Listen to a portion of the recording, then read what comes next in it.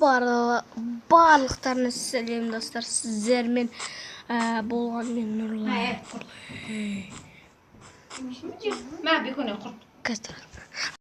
Я достар, кешіріңіздер, просто мен әжем келіп қалды. Бүгін біз пульпа монтаж ойнаймыз. Пульпа монтаж ойнаймыз дегендей пульпа асамыз. Я оның ішінен пульпаны көріңіздер. Пульпа монтаж.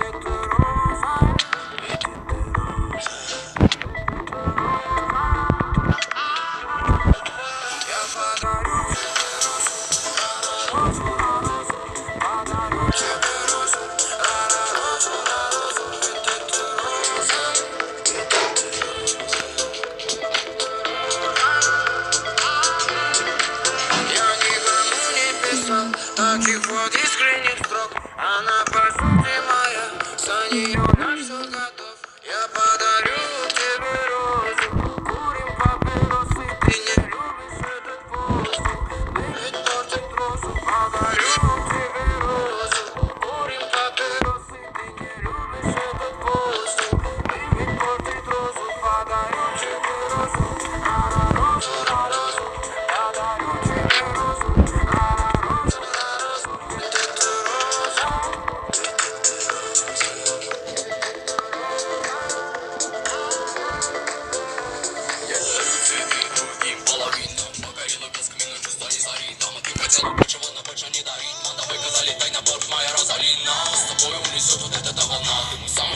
Это свежая трава, если хочешь, то убей, заверни в холоду. Подарю тебе розу сотни одну. Я подарю тебе розу, курим папиросы, ты не любишь этот воздух, ты ведь портит розу. Подарю тебе розу, курим папиросы, ты не любишь этот воздух, ты ведь портит розу. Подарю тебе розу, розу, розу, подарю тебе розу, розу, розу, ведь это роза.